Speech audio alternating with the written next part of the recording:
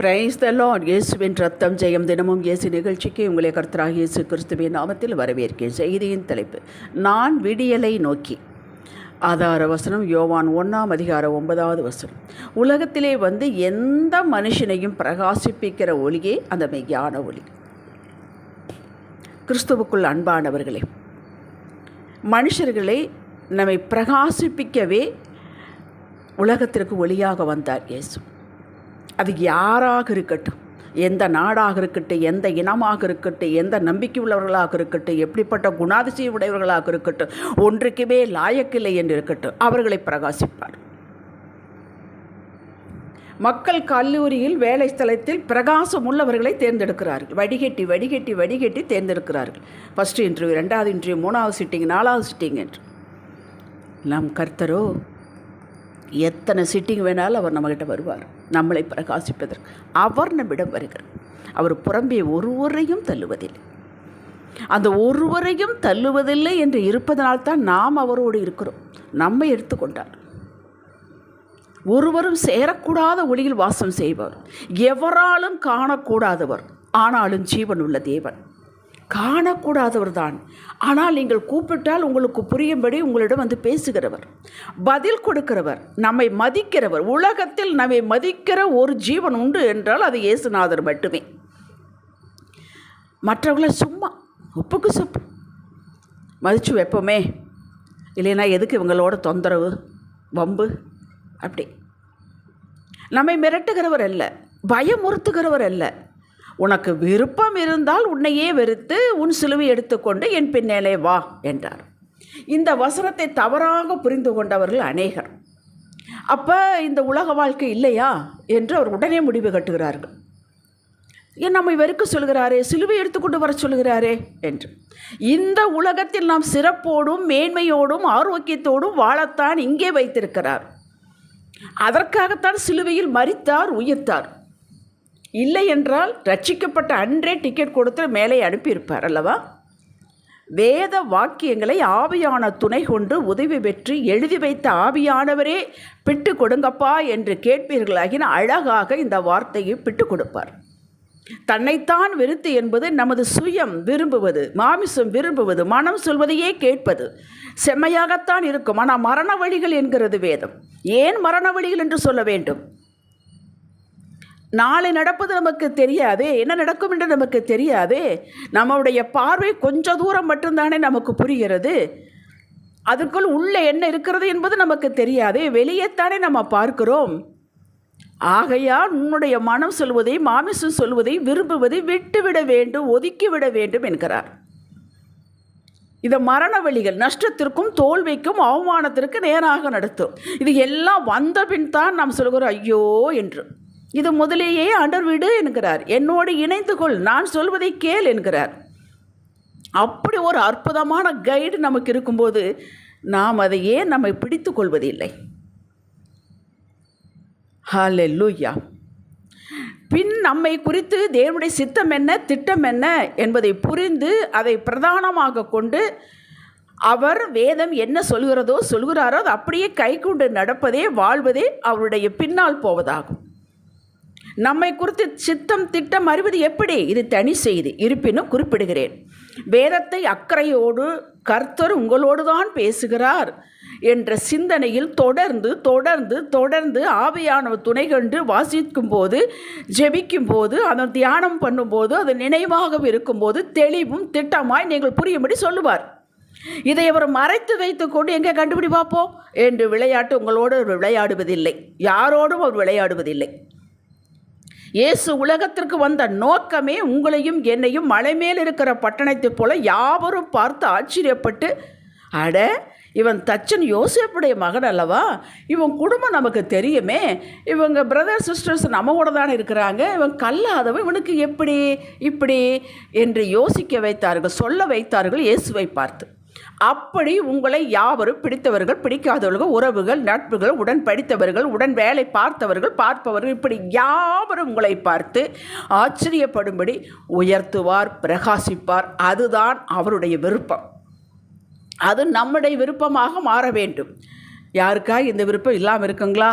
அப்படின்னு கேட்குறீங்களா? இருந்தால் அவரோடு ஒட்டிக்கொள்வோமே. நாம் தினம் தினம் ரிசல்ட் பார்க்குறோம், தினம் தினம் ரிசல்ட் வேணும்னு கேட்குறோம், அடையாளம் கேட்குறோம், ஏதோ ஒன்று நடக்கணும், ஏதோ ஒன்றும் நடக்காது. அவரோடு இருந்தால் ஏதும் நடக்காது, திடீரென்று எல்லாம் நடக்கும். ஆம், இவர் பிரகாசிப்பிக்கிற தேவன். சங்கீதம் 118:27.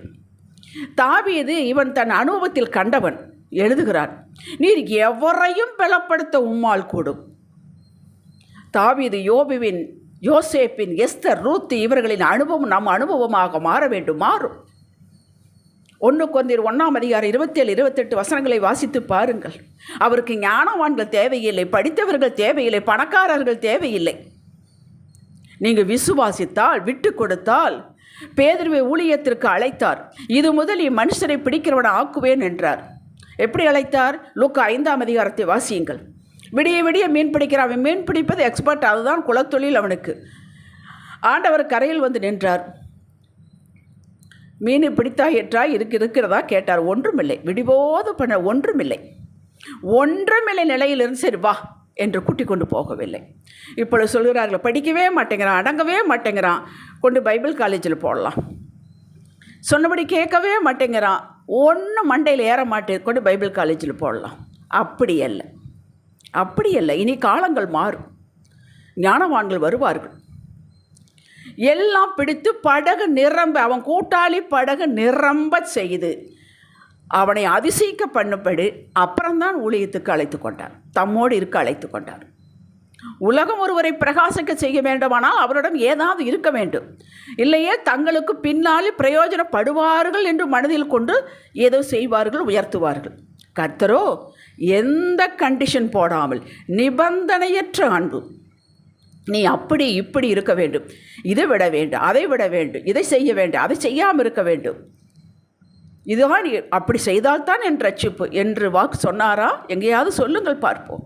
அப்படி என்றால் இதையெல்லாம் விட்டு வந்துவிட்டால் இயேசுநாதர் தேவையில்லையே.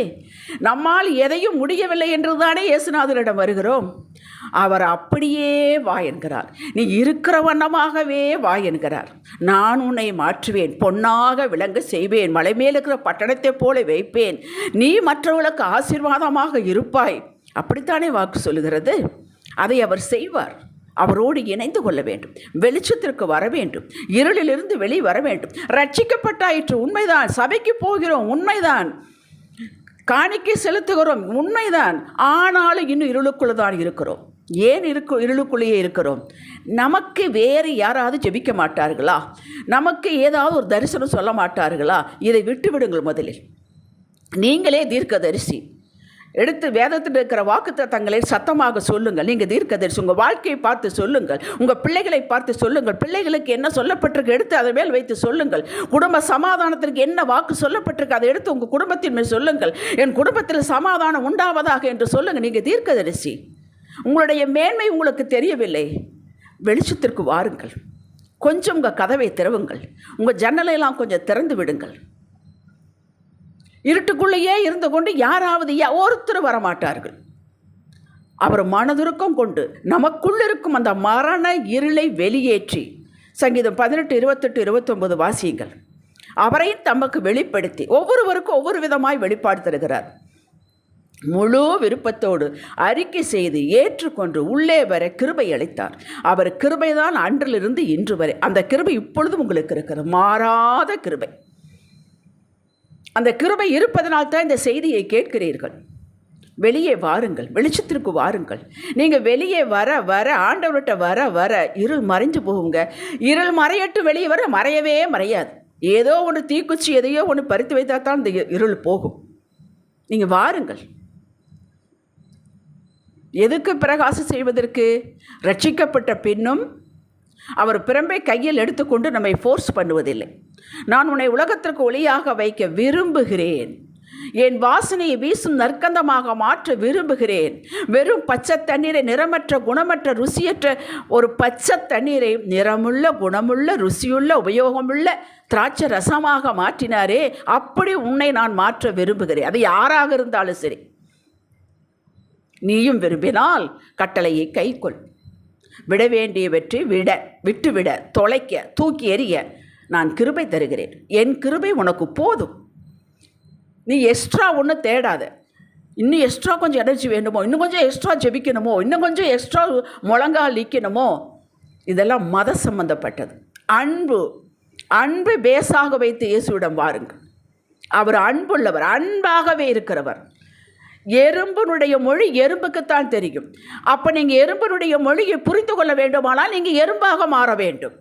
யானையுடைய மொழி யானைக்குத்தான் தெரியும். அவர் அன்பாகவே இருக்கிறார். நீங்கள் அன்பை ஏற்றுக்கொண்டு அன்பையும் நீங்கள் தரித்து கொண்டிருக்கும் பொழுது அவர் சொல்வதெல்லாம் உங்களுக்கு புரியும். இது ஒரே நாள் நடக்கக்கூடிய காரியம் அல்ல.